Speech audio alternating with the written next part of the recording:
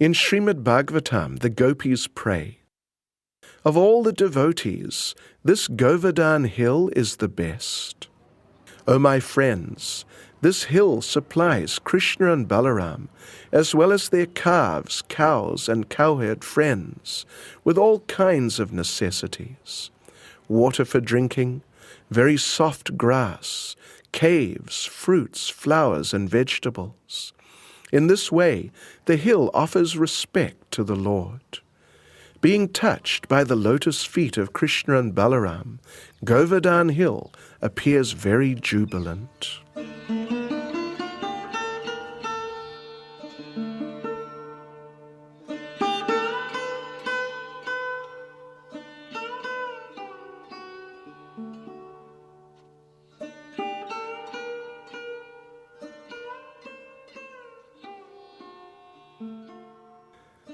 It was one of Srila Prabhupada's last desires to go on Govardhana Parikrama. Even though his body was practically finished, His Divine Grace asked His disciples to arrange for a bullock cart to take him around this most sacred pastime place of the Lord. And it was only after much pleading from them that Prabhupada agreed not to go. In this way, we can understand that Govardhana Hill is very dear to him, as it always has been to the great acharyas in our line. And with this in mind, we have undertaken to make this video presentation on Govardhana Parikrama, the complete circumambulation of the hill on foot.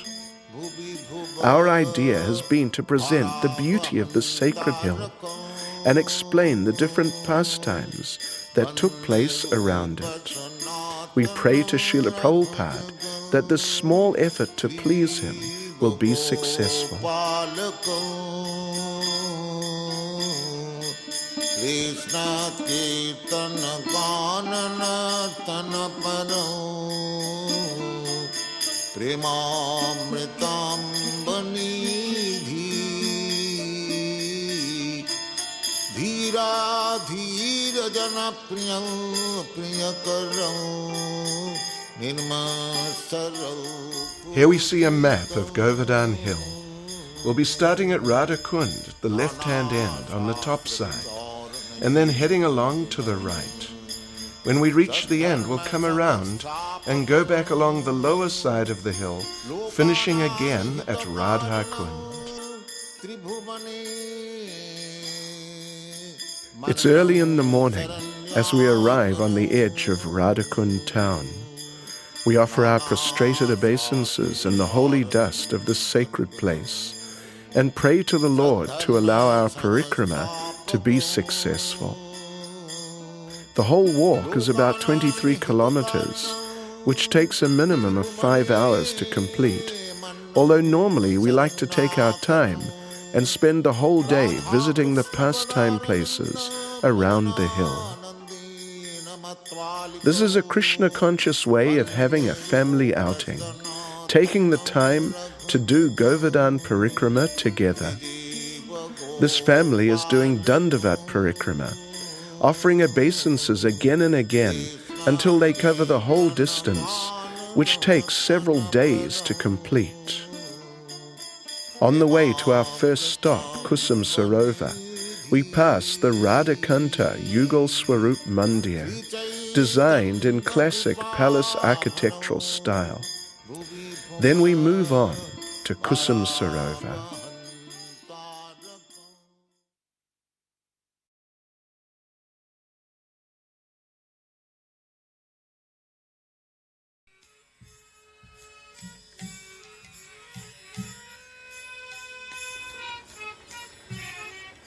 Sometimes Govardhana Hill is described as being in the form of a peacock, with Radhakund and Shyamakund as its two eyes. Srila Vishwanath Chakravarti Thakur prays, with its nearby forest groves and the limitless nectar-trickling flowers in its waters, Kusum Sarovar shines with great splendor. Is it the handsome face of Govardhana Hill, the king of mountains? This lake is known as Kusum Sarovar because of the many blossoming flowers destined to become gopis in the future that grow in its waters. Simply by once bathing in this Kusum Sarovar, Narada Muni attained a gopi form. Actually, Kusum Sarovar means the lake of flowers, and Srimati Radharani comes here every morning to pick flowers to offer to Krishna when they meet at Radhakund later in the day.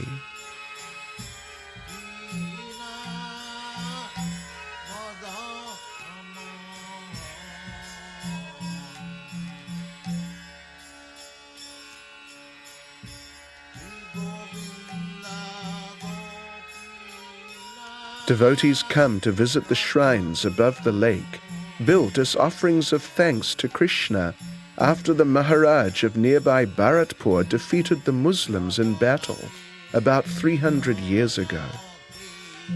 This first shrine is dedicated to the lotus feet of Srimati Radharani. On the ceiling we see paintings of different pastimes of the Lord. Here, Nrsingadev kills Hiranyakashipu. Here, Varaha saves the earth planet. Here we see a spectacular painting of Lord Ram's battle for Lanka, complete with someone looking like Kumbhakarna consuming warriors from both sides. The main shrine is dedicated to the lotus feet of Lord Krishna. On the ceiling we find more paintings of the avatars and different pastimes of Radha and Krishna. The simple building at the end is actually a temple for a Balaram Govardhana Shila. The devotees here, who are members of ISKCON, worship him very nicely. At the other end, we go up on the roof and have a view across Govardhana Hill to Uddhavakund, where Uddhava spoke the glories of the Lord to Vajranabh, Lord Krishna's great-grandson, as described in the literature known as Srimad Bhagavatam Mahatmya. Next to it is a Goshala. We'll be visiting this area as we go around the other side of Govardhana Hill. By now you may have noticed that we've not actually seen Govardhana Hill yet. At this point, at the northern end, the hill is completely underground, but as we move further south, it will gradually show itself.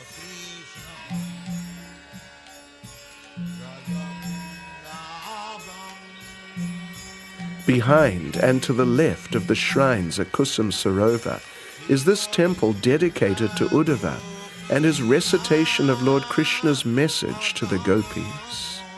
Here, he offered his prayers to the inhabitants of the holy Dham. He said, "The gopis of Vrindavan have given up the association of their husbands, sons, and other family members who are very difficult to give up, and they've forsaken the path of chastity to take shelter of the lotus feet of Mukunda, Krishna, which one should search for by Vedic knowledge.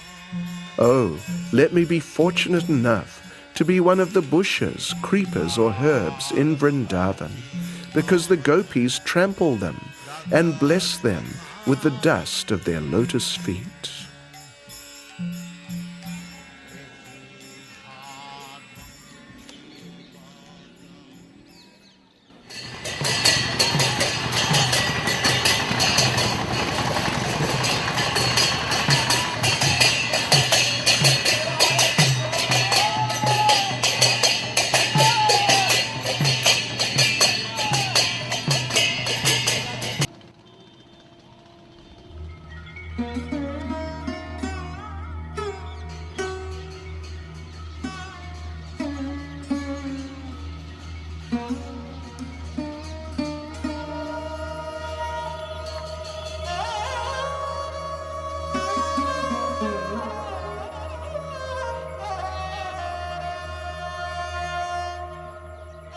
On the road at the southern end of Kusum Sarovar is the Radha Van Bihari temple. On the altar they have different shilas. Here we see one Shila which has been carved to show baby Krishna sucking his toe, lying on a banyan leaf. This Radharani Govardhan Shila is sitting at the lotus feet of a Krishna Shila.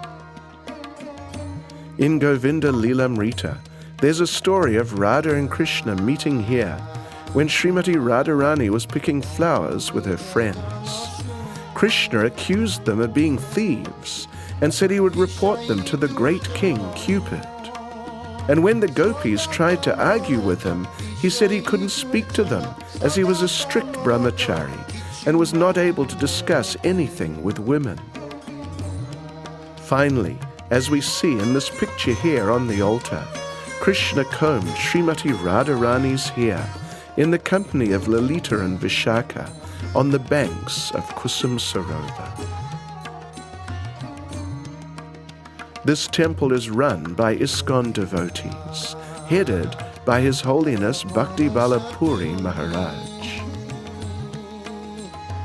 We come back out to the Parikrama path and move a little further south.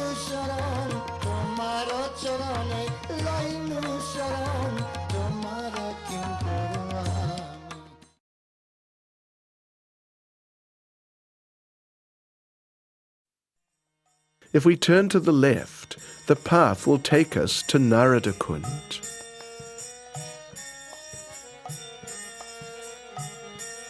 Here we find a small ashram on the site where the great sage performed austerities under the instruction of Vrindadevi to get a suitable form for watching Radha and Krishna's Astakaliya Leelas. After many years of tapasya, she took him to Kusum Sarovar and dipped him in the water there, and he came out in a female form known as Naradi. When the Lord saw Narada in this form, he ordered him to stay here and write the Bhakti Sutras. By again dipping in Kusum Sarovar, Narada regained his male form and remained here to write this great literature. In the temple, we find two deities of Narada. The first one is a new one of him as he travels throughout the spiritual and material worlds, preaching and chanting the holy names. At the back is an older deity in which he seems to have his sari on as Naradi.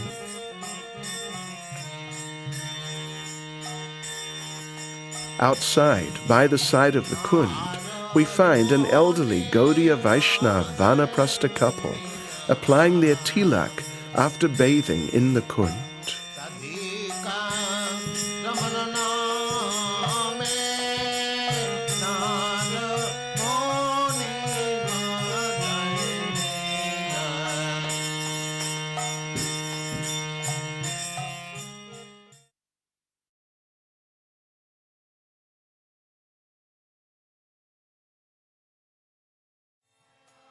From here, we move down the Parikrama path to the place where we first see Govardhana Hill lifting its head out of the dust of Sri Vrindavan Dham. Lord Chaitanya came here when he performed his Govardhan Parikrama. Chaitanya Charitamrita describes as follows. From Radha Kund, Sri Chaitanya Mahaprabhu went to Kusum Sarovar. When he saw Govardhana Hill near there, he was overwhelmed with joy. When the Lord saw Govardhana Hill, he immediately offered obeisances, falling down on the ground like a rod. He embraced one piece of rock from Govardhana Hill and became mad. Perhaps these are some of those same Govardhan Shilas that Lord Chaitanya first saw. Turning to the right, near these rocks, we find a path that takes us to beautiful Ratna Kund, the place of the Ratna Singhasan, or throne of jewels. At the entrance, we find one special Govardhan Shila. It is said that one time Krishna was standing on this rock with a cow, and the rock became so ecstatic it melted. Today we can see the impression of the cow's hoofprint still visible on the Shila, and this is said to be the footprint of the Lord himself. Lord Krishna and Srimati Radharani would come here often with their gopi friends, and Krishna would sit Radharani on a jeweled staircase at the edge of the Kund and bathe her feet. Then he would seat her on the Ratna Singhasan and worship her.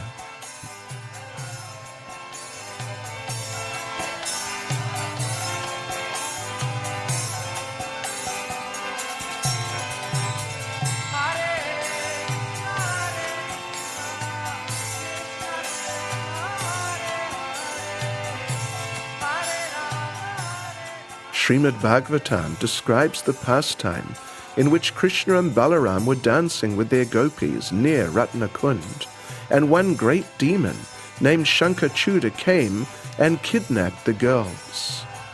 Krishna chased the demon and punched him to his death here on the banks of Ratnakund.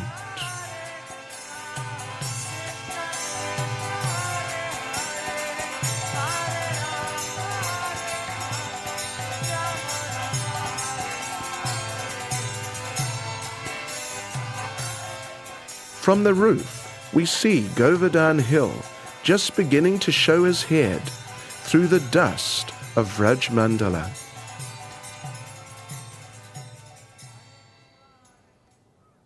If one comes early in the morning to Ratnakund, one may be fortunate enough to see the famous, mysterious blue cows of Vraja. Actually, they're a type of deer, and their shyness makes sightings of them quite rare. In Srimad Bhagavatam, the gopis pray, "Blessed are all these foolish deer, because they have approached Maharaj Nanda's son, who is gorgeously dressed and is playing on his flute. Indeed, both the doe and the bucks worship the Lord with looks of love and affection."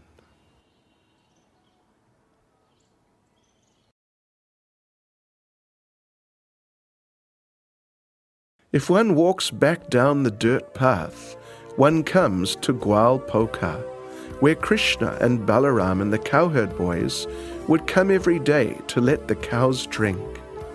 Now it looks quite nice, but previously it was almost in a state of ruin.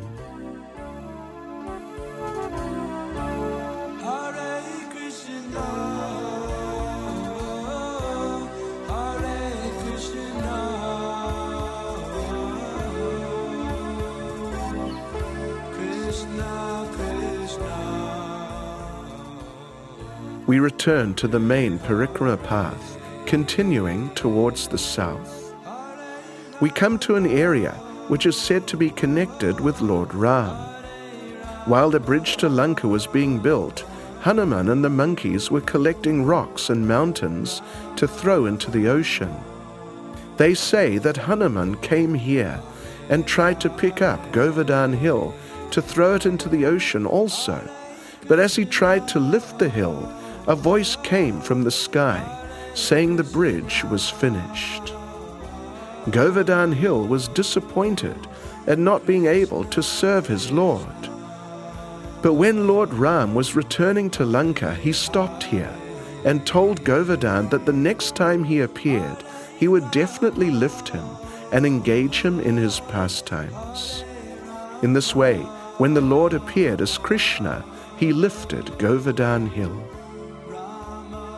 As we move slowly further down the side of the hill, we find it rising gradually further above the ground and revealing its transcendental beauty more and more.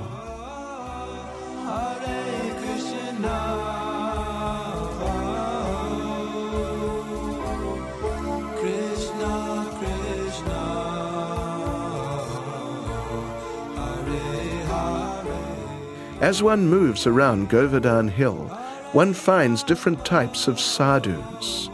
Generally they're quite friendly, although some of them have habits that are not up to our normal Vaishnav standards.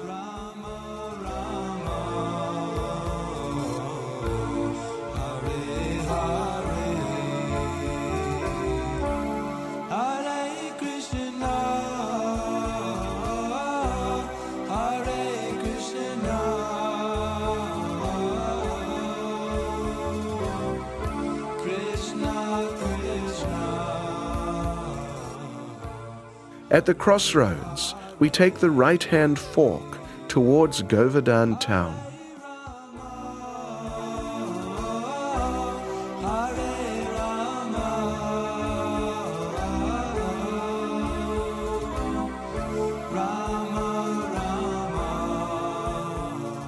Devotees often take their final rest at the lotus feet of Govardhana Hill in Pushpa Samadhis. Less than 100 yards past the crossroads, we find the Samadhi of His Grace Tribhuvanath Prabhu, a dedicated disciple of Srila Prabhupada.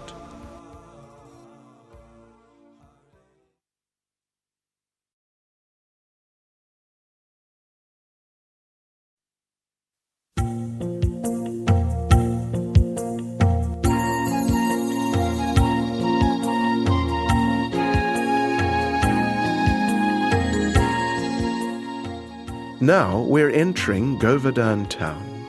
The devotees on parikrama keep moving forward, but some of the locals are relaxing in the shade.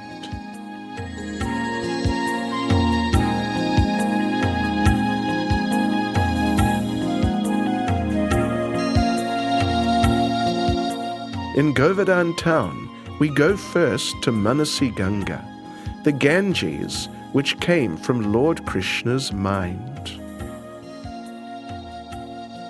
When Krishna killed Vatsasura, a demon in the form of a calf, the cowherd boys told him he'd become contaminated and would have to take bath in the Ganges. Not wanting to leave Vrindavan Dham, Lord Krishna manifested the Ganges from his mind here and bathed in it, and the cowherd boys were satisfied again. Srila Jiva Goswami describes Radha and Krishna's boating pastimes on Manasi Ganga. In those days, Manasi Ganga was a major river, and in order to cross, one needed to take a boat. Once, Srimati Radharani and the gopis wanted to cross, so they looked around for a boat and a boatman, but all they could find was a rickety-looking boat with a young, lazy-looking, dark-skinned boatman with a peacock feather in his hair. Needless to say, it was Krishna in disguise, although the gopis couldn't recognize him. The gopis were carrying dairy products on their heads, and the boatman immediately demanded an exorbitant fare for the trip, to be paid in the form of milk, yogurt and ghee. He slowly rowed some way into Manasi Ganga, but then stopped, saying he was tired and hungry and needed to eat some of their dairy products.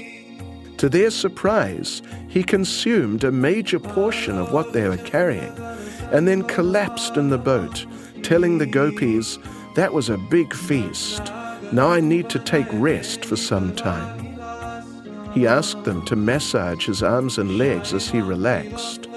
But Srimati Radharani told him, "Yes, we'll take your arms and legs and we'll throw you into Manasi Ganga if you don't start rowing again right now." So the boatman reluctantly started rowing again, very slowly. But then a storm came up out of nowhere.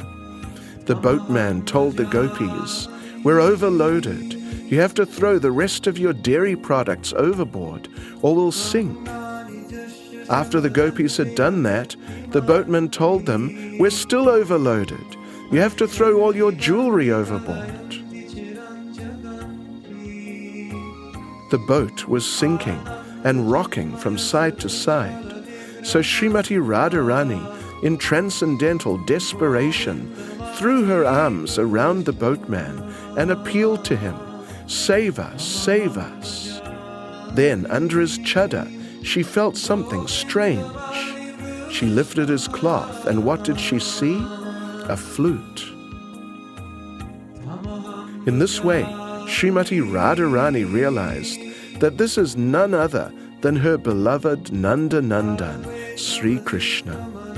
Then the storm immediately disappeared, and Radha and Krishna and the gopis enjoyed boating pastimes on Manasi Ganga for the rest of the day.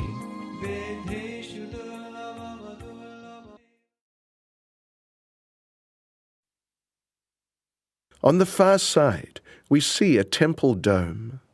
This is the Chakaleshwara Shiva Mandir, and next to it is the Bhajan Kutir of Srila Sanatan Goswami. Let's go and have darshan. Here we see Chakaleshwara Shiva manifested as 5 Shiva Lingas. 500 years ago, Srila Sanatan Goswami was living here, but mosquitoes were bothering him, so he felt he had to leave. Lord Shiva appeared to him in the form of a Brahmin and said he would get rid of the mosquitoes and begged Sanatan not to go. From that day on, there have been no mosquitoes here. This is the Bhajan Kutir of Srila Sanatan Goswami. He stayed here for many years and finally left this world here on the banks of Manasi Ganga.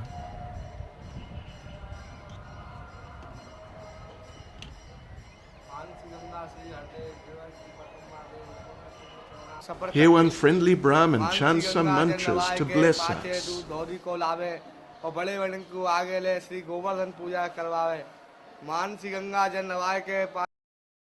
Back on the other side, we turn up to the left to the Manasi Devi temple.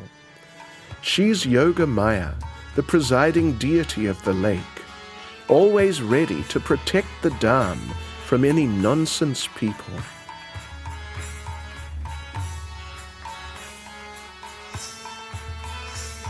Immediately behind the Manasi Devi temple is Brahma Kund. It is made of the waters left after Lord Brahma had bathed the Lord at the end of the Govardhana Lila.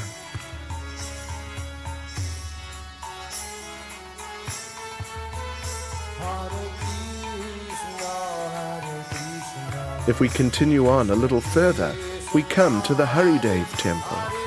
Haridev is Krishna lifting Govardhana Hill, and he is the presiding deity of the western petal of Vraj Mandala.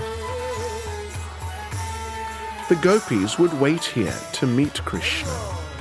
One time they were waiting and waiting until, in great separation, they called out repeatedly, Haridev, Haridev, until it seemed they would leave their bodies. Then Krishna appeared before them as Haridev, holding Govardhana Hill on the little finger of his left hand. Our parikrama takes us through the town, past the different merchants. This is the famous Giriraj sweet shop, well known for its son papri.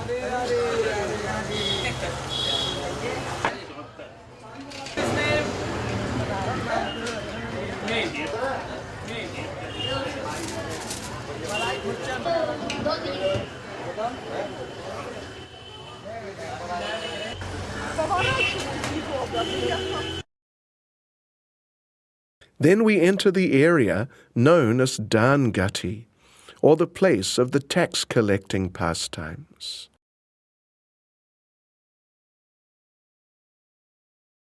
We turn down the parikrama path, first of all passing a small place where there's a Govardhan Shila with the footprint of Srimati Radharani on it. Radha Rani पोट बताओ भाई देखो ये Radha Rani pot ये Krishna pot ये finger बच्चों को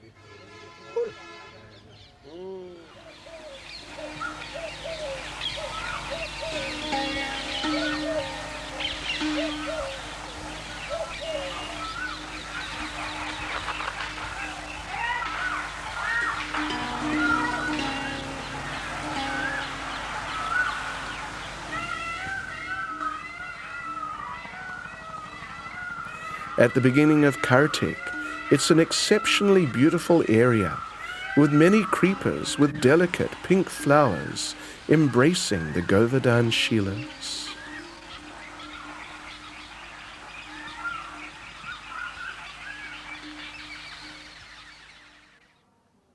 Srila Raghunath Das Goswami describes in Dan Keli Chintamani that one time a big fire sacrifice was being held at Govinda Kund, further to the south, for the benefit of Krishna and Balaram. So the gopis wanted to take ghee to be offered in the yajna. Carrying their clay pots on their heads, they came from Radha Kund and tried to cross the hill here at Dan Gati. However, before they could go over the hill, they had to pass Krishna and his cowherd boyfriends, who were in a very playful mood. When Krishna first saw Srimati Radharani, he became momentarily bewildered. He asked himself, "Is this a blossoming champak vine? No, champak vines are stationary, and this being moves. Is this a lightning flash? No, lightning shines only for a moment in the sky, and this being remains continually before me. Is this a river with splendid waves? No, for rivers are formless, and this being has a very beautiful form." Then he understood it could only be Vrishabhanu Nandini, Srimati Radharani.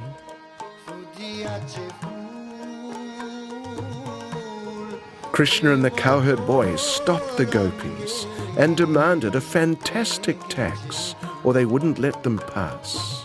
Krishna told Srimati Radharani, "For the red sindoor mark in your parted hair, you must pay the toll of 100,000 glittering crystal stones. And for your beautiful braids, which glisten like black mascara, you must pay the toll of 200,000 charming sapphires. O girl with the beautiful eyebrows, for your forehead, which shines like a golden half moon, you must pay the toll of 100,000 splendid moonstones. And for the tilak markings drawn in musk on your forehead, you must pay the toll of 100 million moon-shaped pendants studded with sapphires. For your bending eyebrows, you must pay the toll of 50,000 quivers studded with sapphires. And for your beautiful ears, you must pay the toll of many bowstrings made of charming new lapis lazuli stones."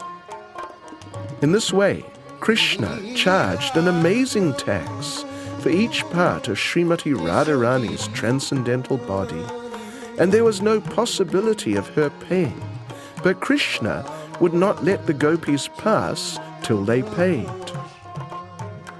Then an older gopi, Nandi Mukhi, came and arranged that the next day the gopis would meet Krishna at a nearby kund at 11 in the morning and settle the tax. When we walk past that kund shortly, we'll stop there and finish the pastime.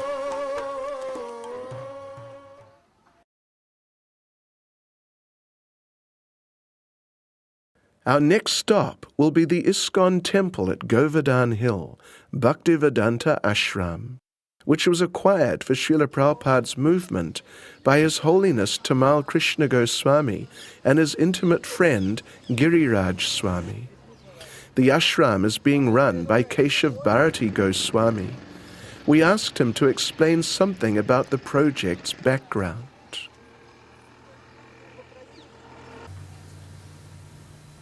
In the late 80s, Tamal Krishna Maharaj began a project, commentary on the Brahma Samhita. And in doing that, the project expanded into many details about Braj. And in doing that, he started to visit places and do parikramas. And he hadn't done very many of those earlier in his Krishna conscious career. So then he was doing a parikrama with Giriraj Maharaj and some other devotees. And he saw this place and was attracted. They found out, who owned the property. It was owned by a small king in Madhya Pradesh called, I think his name was Vishwambar. So through the efforts of Mahamantra in Delhi and Mahaprabhu, lawyer in Bombay, Tamal Krishna Maharaj, negotiated and finally ended up acquiring this property. We can see in our movement that, due to the nature of our movement, it is a preaching movement, it caters to the masses, and therefore we have to collect large amounts of funds in order to build large temples and spread Krishna consciousness in a very expensive way, which was Srila Prabhupada's mission. But we have seen over the years that the leading preachers in our movement, sometimes because they have such a heavy workload, and what they need also is to cultivate their Krishna consciousness individually, internally. They need to develop in order to be able to give the deeper Krishna consciousness that people actually need. So we thought it would be a good idea to have a place that it would be a little different than the other ISKCON centers. This place, ISKCON Bhaktivedanta Ashram, I call it Sadhana Ashram, but anyway, the official name is ISKCON Bhaktivedanta Ashram, is a place, it's a monastery. It's the only monastery in our movement, as far as I know. Maybe there are others, but anyway, to my knowledge. So it is meant for the male members of our society to stay. The female members of our society are also welcome to come here, to come for parikrama and different festivals, attend and take advantage of the spiritual atmosphere. But the main purpose of the place is to provide a place for especially the senior male leaders of our movement, the sannyasis and gurus and grihastha men who have taken on large responsibilities, a place for them to come and live without the pressure and without the touching of the energies that they have to touch in order to expansively spread Krishna consciousness for deeper sangha and for more contemplative appreciation and that side of Krishna consciousness, which Prabhupada always encouraged us to do. I mean, I was with Srila Prabhupada in Vrindavan when he used to tell us what he wanted us to do regularly, yearly. Come to India, hear and chant, learn about the pastimes of Krishna, do serious sadhana. And so we offered this to Tamal Krishna Maharaj, Giriraj Maharaj, especially myself as their partner. We designed this place so that it's fit for any serious sadhaka to come and live in the association of senior men and cultivate Krishna consciousness in a very profound way. Now we started living here in 1994, that's 9 years. The numbers of people who come to Govardhana to go around on parikrama, not just from our movement or from other places in the West, but in India, the numbers of people who come here has increased astronomically. And if you ask some of the older residents who have been here residing on the parikrama path, who have these little temples with these little deities and kind of earn their livelihood or are supported by the pilgrims who come around and they maintain these deities, when you ask them, why has it increased so much over the last 10 years? They'll say, it is your Prabhupada. And it is you Western devotees, because of your preaching and because of your festivals and because of your programs. You're responsible for the tremendous increase in the numbers of pilgrims and the numbers of parikrama people, the people that come to do parikrama in Govardhana.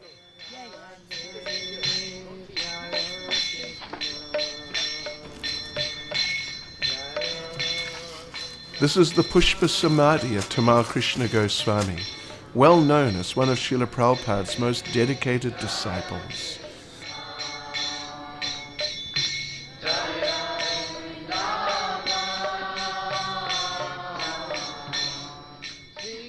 We set off again and walk to Danavartan Kund. As we explained before, when Krishna tried to charge Srimati Radharani that huge tax, it was agreed they would meet at 11 the next morning by this kund and settle the tax. However, The gopis came at 10 and hid behind the trees. And when Krishna and the cowherd boys came, the girls ambushed them and tied them to the trees by their seekers. The gopis hit the cowherd boys till they cried for mercy. And then Srimati Radharani told Krishna, "We'll let you go, but first you let us off that tax." Krishna immediately agreed, and the cowherd boys were released.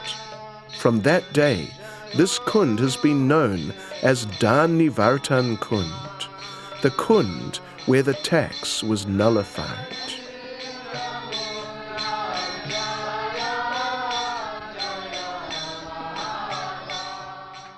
We walk on and take the inner path, which takes us closer to the hill. Along its side, we find many Kadamba trees, recognizable by their characteristic leaves and seed pods.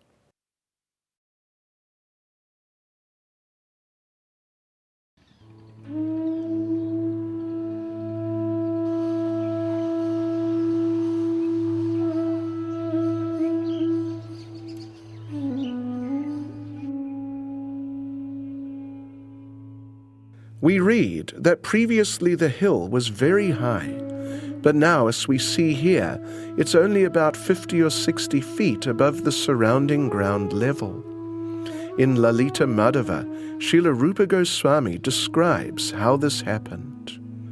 When Lord Krishna left Vrindavan, Srimati Radharani was thrown into a bottomless ocean of separation and searched all of Vraj Mandala for him.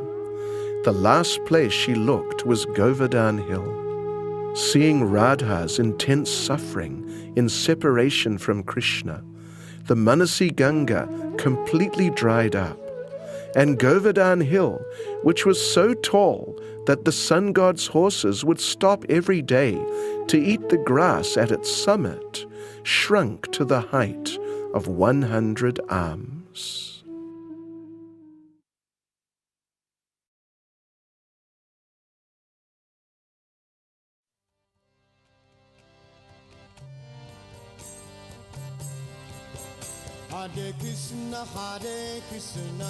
This is the area that the Govardhan Puja took place in. Srimad Bhagavatam describes how Krishna challenged his father Nanda Maharaj as to the value of the annual Indra Puja. He told his father, "We're not dependent on Indra.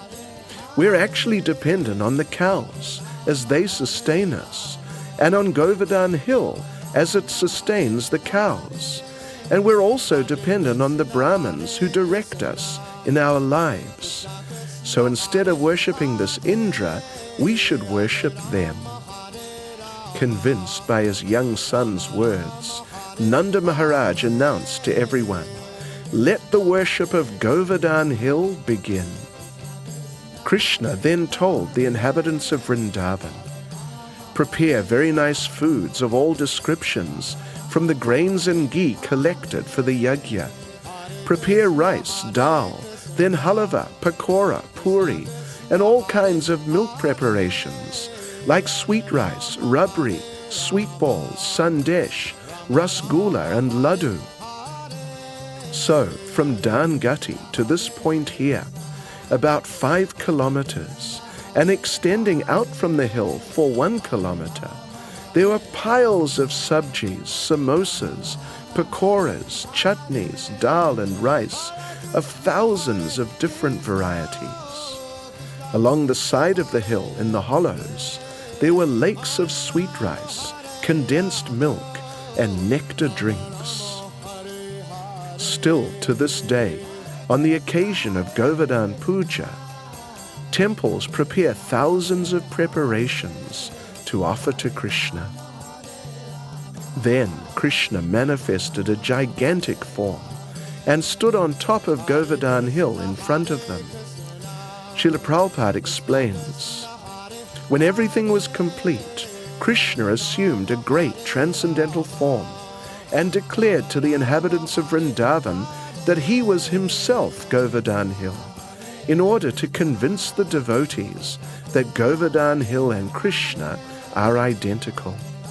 Then Krishna began to eat all the food offered there. The form of Krishna who began to eat the offerings was separately constituted, and Krishna himself, along with the other inhabitants of Vrindavan, offered obeisances to the deity as well as Govardhana Hill. In an instant, that gigantic form of the Lord on top of the hill consumed everything the Brijbasis had offered. Then, to their amazement, he called out, "Aniyor, Aniyor, Aniyor! Give me more food! Give me more! Give me more!" Everyone rushed home and collected whatever grains and foodstuffs were remaining there, and in no time assembled another huge offering for Govardhan. However, again, in seconds, he consumed everything, and again he called out, "Aniyor, Aniyor! Give me more food! Give me more!" However, now the inhabitants of Vrindavan had no more left. Nanda Maharaj was in anxiety. They had abandoned the Indra Puja, so that was a complete failure. And now it seemed the Govardhan Puja had also failed. What were they to do? But Lord Balaram, the crest jewel of the intelligent, then took one small tulsi leaf, climbed Govardhana Hill, and presented it to that gigantic form of the Lord. Govardhan took it and was completely satisfied. There were no more cries of "Aniyor." Srila Prabhupada writes, "The identity of Krishna in Govardhana Hill is still honored, and great devotees take rocks from Govardhana Hill and worship them exactly as they worship the deity of Krishna in the temples." The followers of the Krishna consciousness movement may therefore collect small rocks or pebbles from Govardhana Hill and worship them at home, because this worship is as good as deity worship.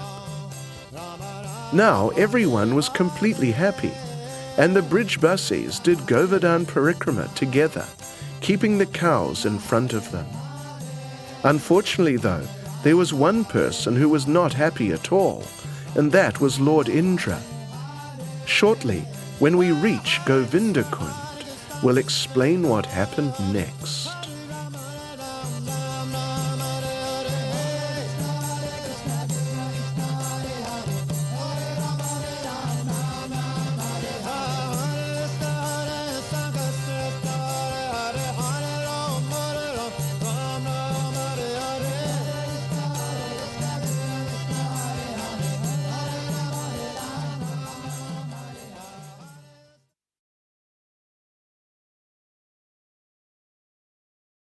As we continue on the Parikrama path, we pass through the small town which is named Aniyor after this great pastime.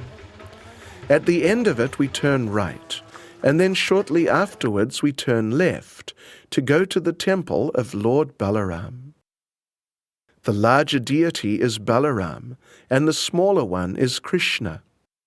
It is said that they are original 5,000-year-old deities.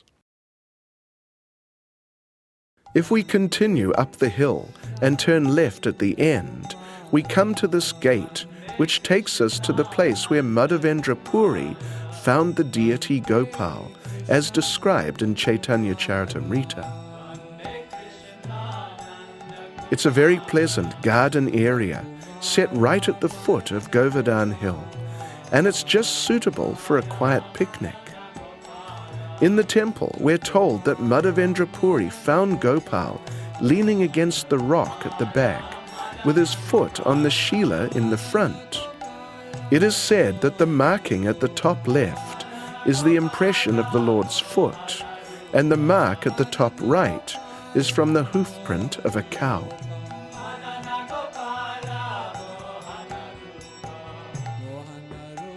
We walk on past Sankarshan Kund.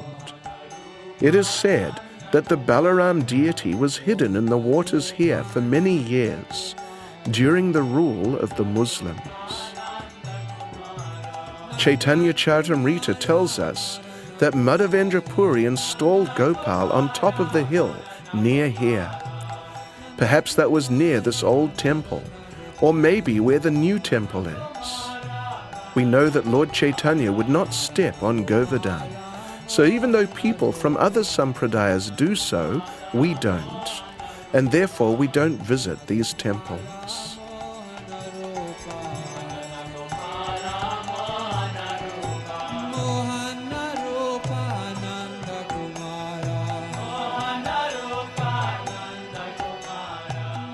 We walk on past the Kund and then turn right through these gates.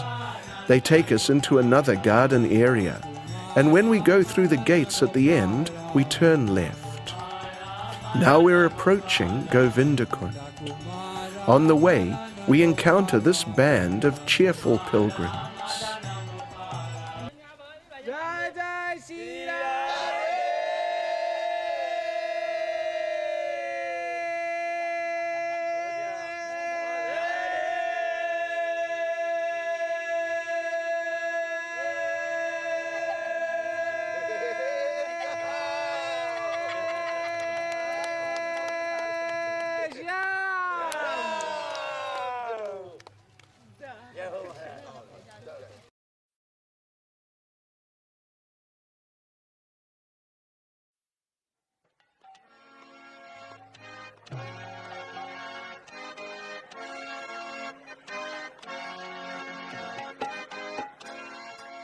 Now we're on the banks of Govinda Kund.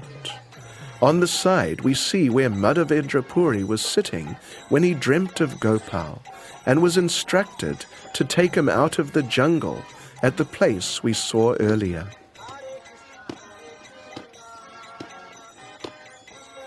After the Govardhan Puja, Lord Indra sent the terrible Samvartika storm clouds, which inundate the universe at the time of devastation. Rain was falling in pillars. There were hailstones the size of elephants and howling winds. All the bridge buses were thrown into a great ocean of anxiety, and they immediately took shelter of Krishna, calling out, "Krishna, Krishna, O most fortunate one, please deliver the cows from the wrath of Indra. O Lord, you are so affectionate to your devotees. Please save us also." Krishna then lifted Govardhana Hill on the little finger of his left hand and held it there for 7 days and nights, sheltering all the inhabitants of Vrindavan, both man and animal. During that time, the bridge buses sustained themselves by simply looking at Krishna and drinking his beauty with their eyes. Krishna was watching them and drinking their love. Sometimes they became perplexed and wondered how such a young boy could hold such a big hill on his own. The cowherd men then thought that they'd hold it with their sticks. But then Krishna let some of the weight shift in their direction. As the hill seemed to be coming on their heads to crush them, they called out, "Krishna, Krishna, help!" And Krishna took the weight back on his side. All of the younger gopis were observing Krishna's wonderful achievement, and Krishna was also smiling at seeing the gopis. As he glanced over their beautiful bodies, his hand began to shake, and upon seeing his hand shake, all of the cowherd men underneath the hill became a little disturbed. Then there was a tumultuous roaring sound, and they all began to pray to Krishna for safety.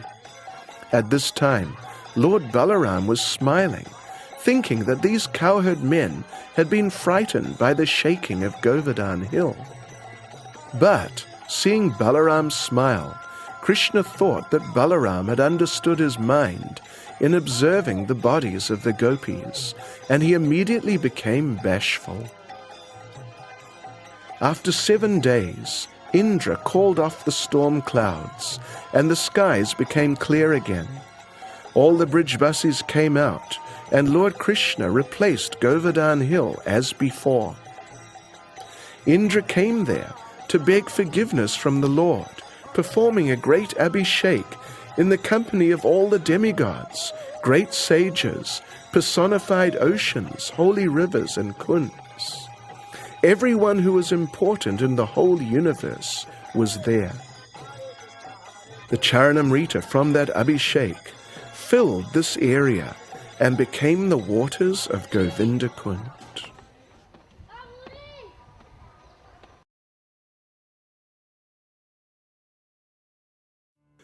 During that abhishek, the Surabhi cow approached Krishna on behalf of all the cows.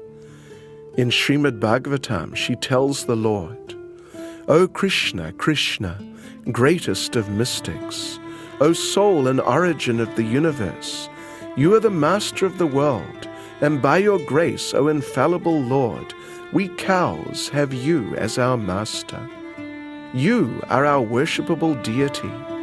Therefore, O Lord of the universe, for the benefit of the cows, the Brahmins, the demigods, and all other saintly persons, please become our Indra." Having thus appealed to Lord Krishna, Mother Surabhi performed his bathing ceremony with her own milk, and then gave him the name Govinda.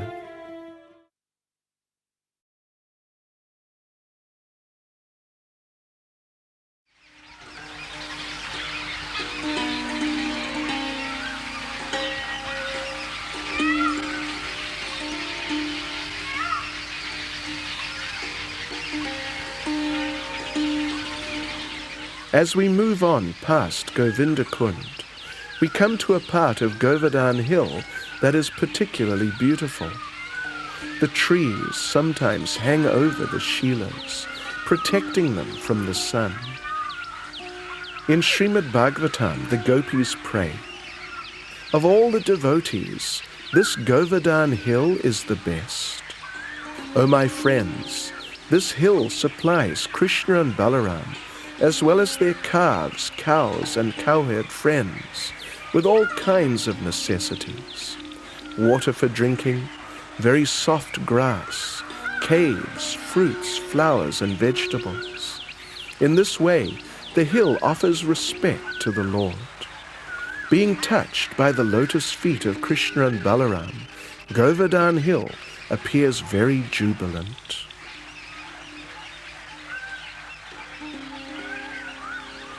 Govardhan is always joyful in his service to Krishna. When he was sheltering the inhabitants of Vrindavan from the storm, he had to tolerate the rain, hail, and thunderbolts of Indra, but he remained jubilant through being touched by Krishna's hand. When Krishna and Balaram would walk on Govardhan, he would melt in ecstatic love, and his stones would become soft like butter, giving pleasure to the feet of the Lord. Govardhan would create natural thrones where Krishna would sit and enjoy pastimes.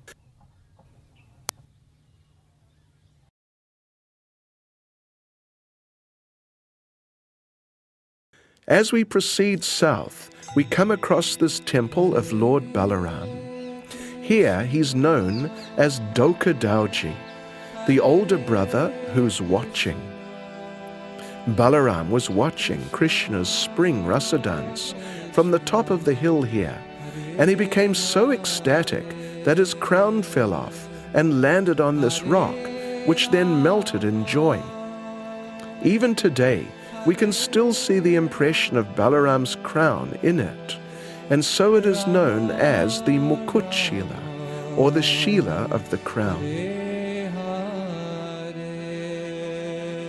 Srila Raghunath Das Goswami prays, "O Govardhan, the young divine couple, Sri Sri Radha Krishna, play splendid, wild, loving games in your every cave, so I've become very eager to see them there. Please allow me to live close by you." O Govardhan, in topmost joy, Krishna plays together with Balaram and the cowherd boys in your incomparable jeweled pavilions and thrones, in the hollows of your trees, and in your caves and valleys.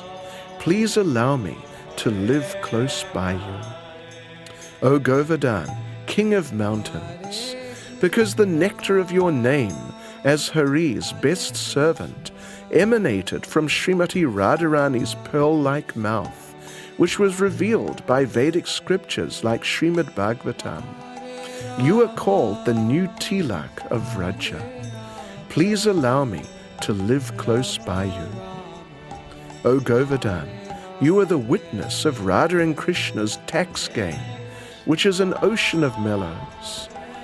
You increase the joy of the mellows of the devotees with your display of bluish platforms that are full of splendor and fragrance. Please allow me to live close by you.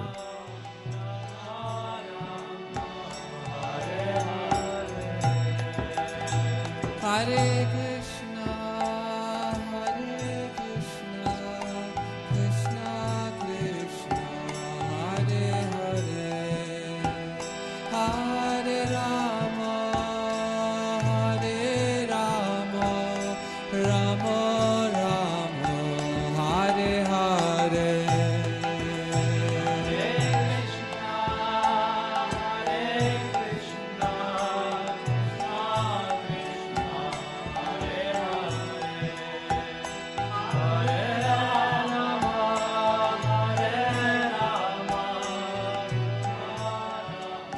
Now we're coming to the southern end of Govardhana Hill, where the hill dives deep down again into the dust of Vrindavan.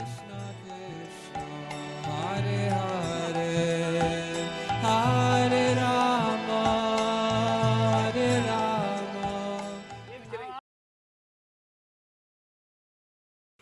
This area is known as Punchari, or the tail of the peacock, and here we find a temple of Lord Nrsingadev, who is here to protect the devotees as they do parikrama.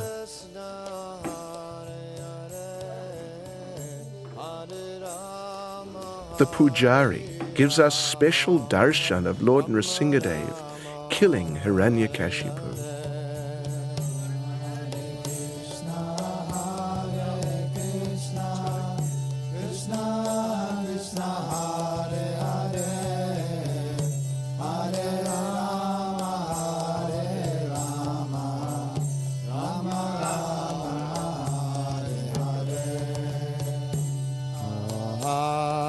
Krishna, Hare Krishna, Krishna Krishna, Hare Hare. From the temple, we get nice views down the side of the hill, and we see some of the local devotees at their daily activities. This little owl has just come back from a busy night on the hill. These parrots are enjoying the early morning sun, and these monkeys are up to their usual monkey business. We come across a parikrama party from the Nimbaka Sampradaya. Hundreds of them come through and assemble by Naval Kund and Apsara Kund.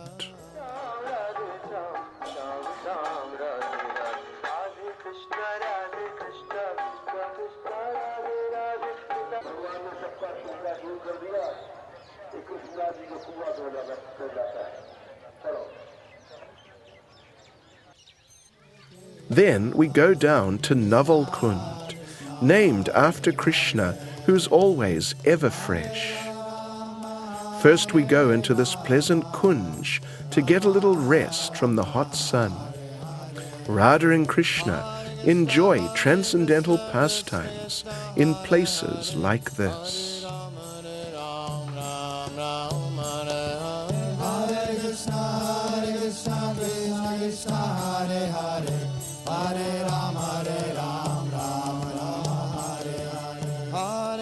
During the spring rasa dance, it is said that Radha and Krishna were dancing in such ecstasy that their bodies melted, and Srimati Radharani's body became the waters of Apsara Kund, and Lord Krishna's body became the waters of Naval Kund.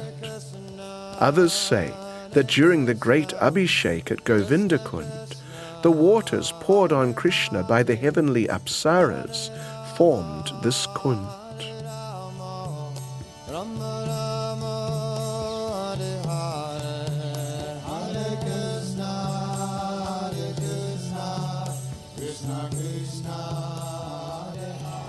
Just a little away from the Parikrama path, we find this temple of Lota Baba, one of Krishna's cowherd boyfriends, who's been waiting for the Lord to return to Vrindavan for the last 5,000 years.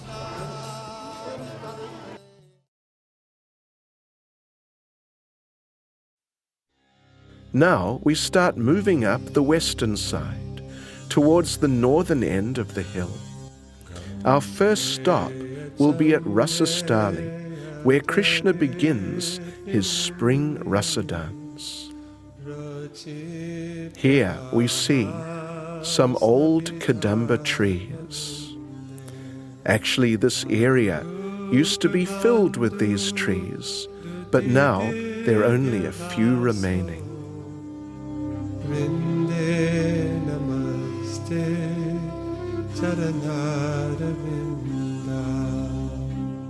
In the main temple, we find a deity of Krishna as Gopal, or Srinathji, the lifter of Govardhana Hill. Behind the temple, inside the small house, is the cave known as Manikandali, in which Radha and Krishna performed many pastimes. Later, one of Lord Chaitanya's intimate associates, Raghava Goswami, lived in the cave for many years, relishing the pastimes that happened here. It is said that his body was always grey from rolling in the dust of Vrajamandala. He is described as being Champak Lata in Krishna Leela. Outside, we see we're very close to Govardhana Hill. The slope is not as steep as on the eastern side, giving everything a more gentle appearance. We'll walk up by the edge of the hill on our way to Kadambavan. Srila Vishwanath Chakravarti Thakur prays, "The rocks of Govardhana Hill are many kinds of splendid jewels that provide thrones, couches, and other kinds of furniture for Sri Krishna, the supreme monarch of all nectar melons." Govardhana Hill's beautiful forests and caves are Krishna's nectar pastime palaces, each one perfect for the supreme good fortune of his beloved and her friends. There is a pleasant grove of sandalwood trees on Govardhana Hill. Although snakes generally flock to sandalwood trees, no snakes ever come here. Or, if sometimes a snake may come, it is not poisonous. Or if sometimes a poisonous snake may come, its poison is automatically counteracted and it can do no harm. As the best servant of Lord Hari, Govardhana Hill has made this wonderful arrangement for the Lord's pleasure.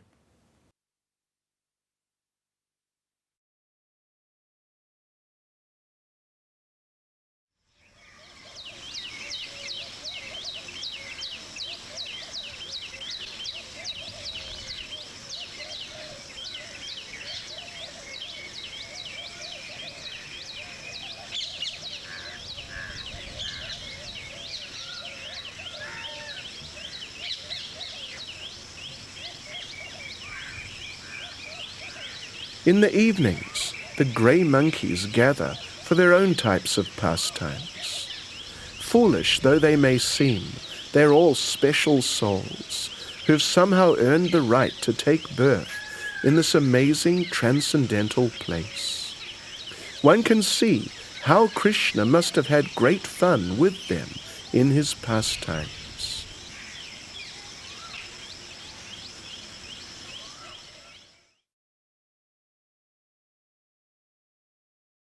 We're now moving through the beginning of Kadambavan, which was previously a forest of sacred Kadamba trees. We come across a group of langur monkeys, also known as Hanuman monkeys, as Hanuman, the great associate of Lord Ramachandra, is said to be a member of the same breed.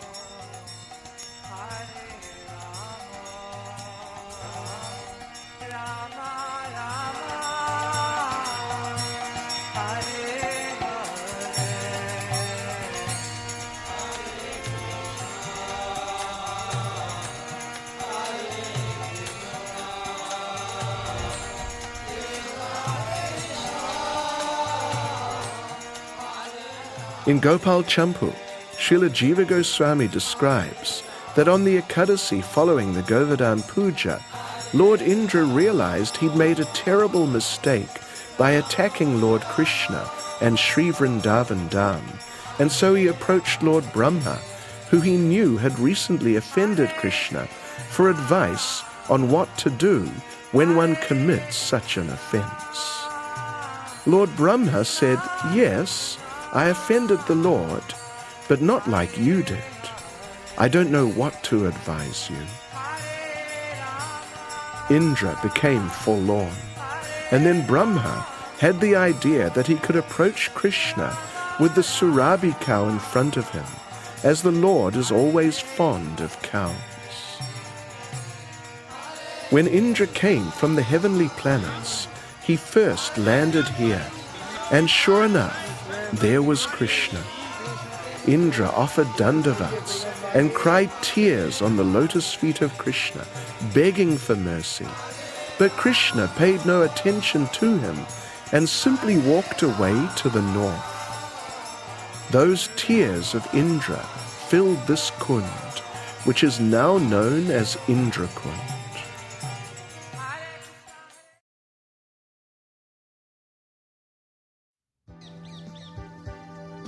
We're now looking into Kadambavan, towards Surabhi Kund, which is ahead on the left.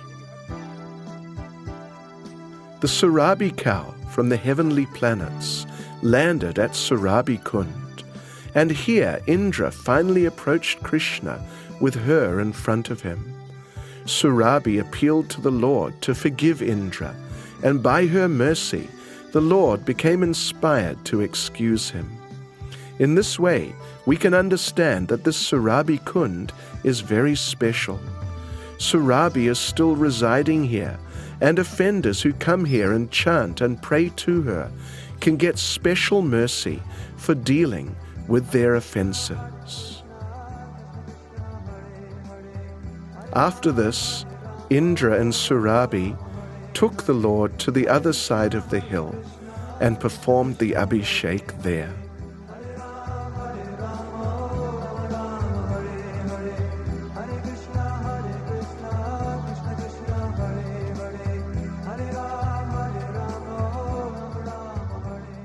Now we're in the heart of Kadambavan.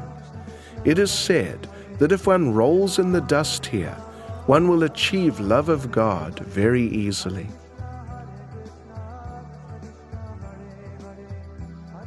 There are many nice Shilas here. Some of them have formed intimate relationships with some of the trees.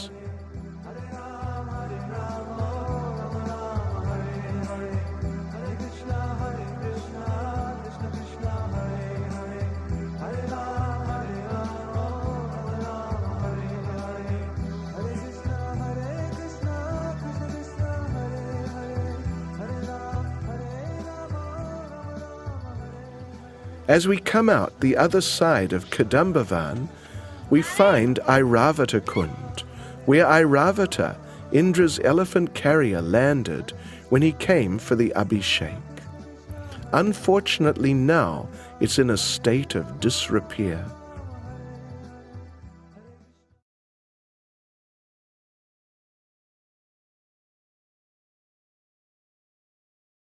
A little past Airavata Kund, and some distance off the Parikrama path, we find Harju Kund, associated with one of Krishna's cowherd boyfriends. Behind it, further along, is Rudra Kund. When Lord Shiva came for the Abhishek, he landed here, and was so overwhelmed in ecstasy that he cried and cried, and his tears formed this kund. As you can see, it's some distance away from the hill.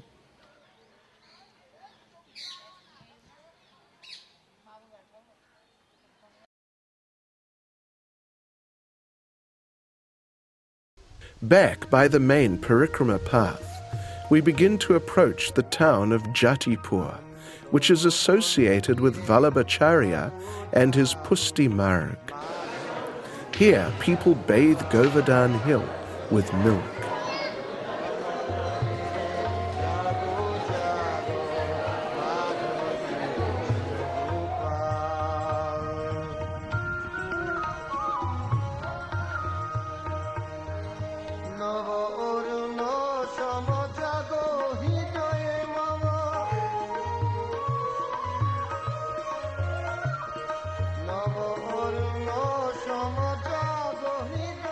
Coming out on the other side of the town, we find the path running some distance away from the hill, which makes the parikrama a little more austere.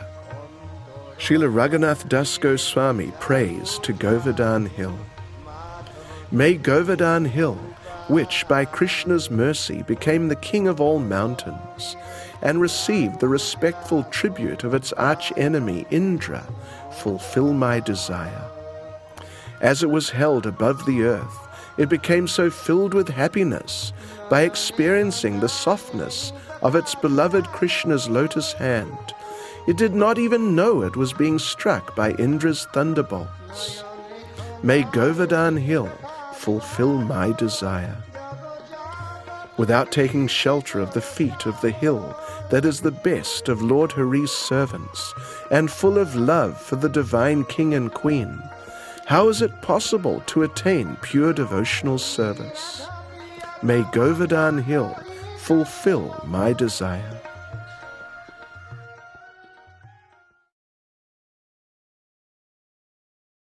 Now we're entering the town of Govardhan again, but this time from the other side of the hill. We pass through and begin the final leg of our parikrama.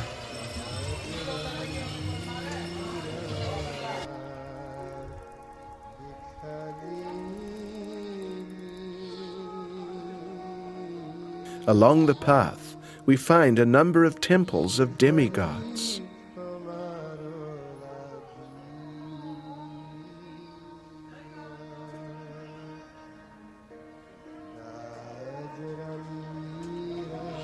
Here, Hanuman sorts out one rascal demon.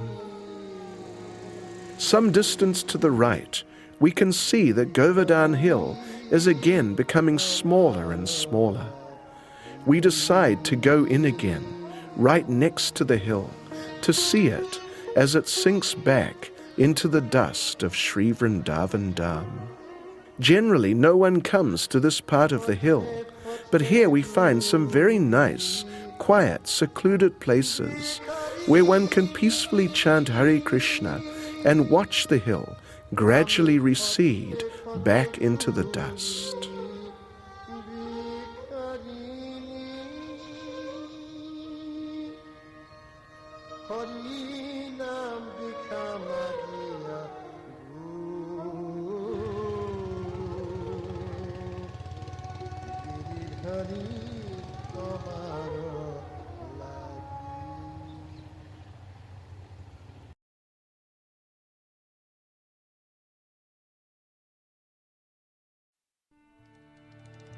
Our next stop is Uddhava Kund.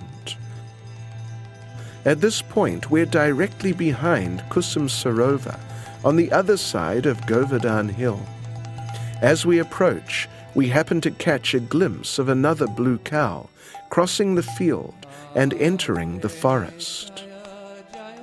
Here it is said that Uddhava is present in the form of grass, as he prayed in Srimad Bhagavatam.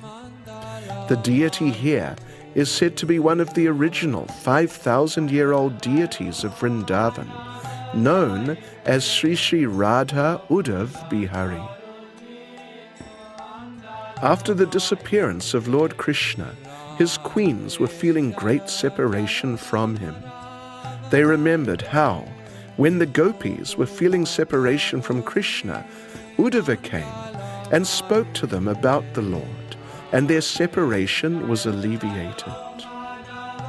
Now, Uddhava was present near Kusum Sarovar in the form of grass, so they decided to go there and have a great Sankirtan festival and see if Uddhava would appear and speak to them about Krishna.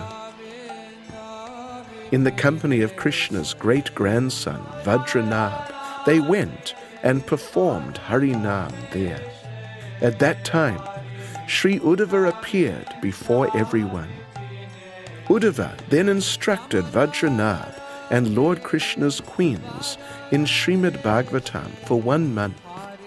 And as he spoke, they saw the pastimes happening around them with their own eyes. Then, as the recitation was going on, the queens one by one entered those pastimes and passed away to the supreme abode.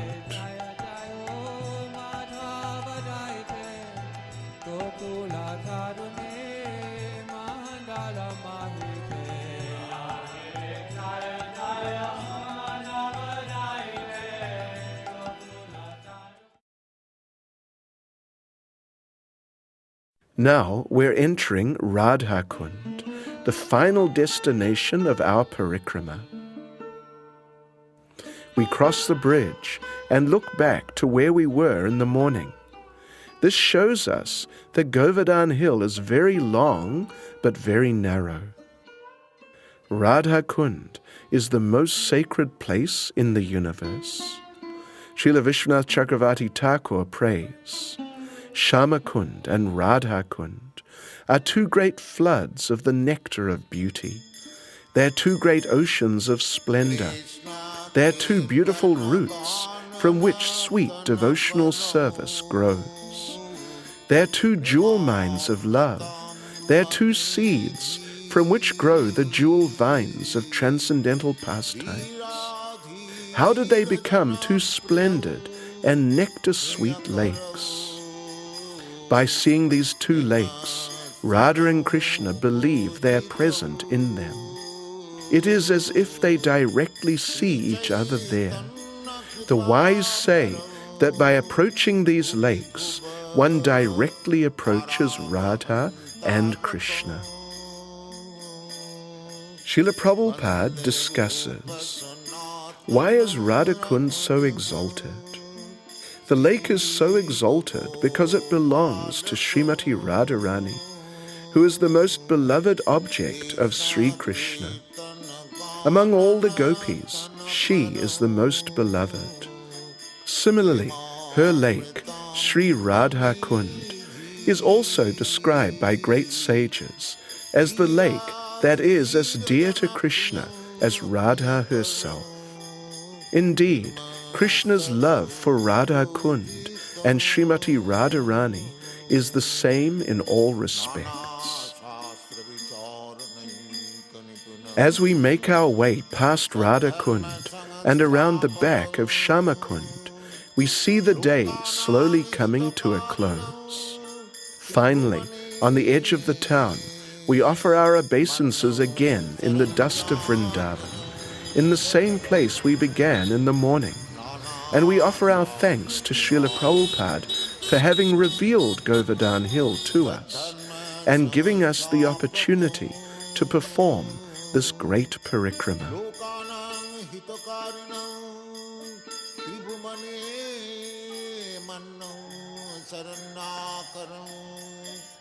Radha Krishna Padaravinda Bhajananandina Matvaliko Vande Rupa Sanatana Raghujuga Sri Jiva Gopalaka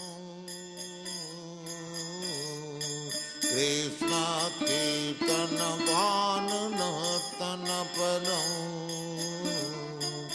Premamritam Vanidhi Sri Chaitanya Kripa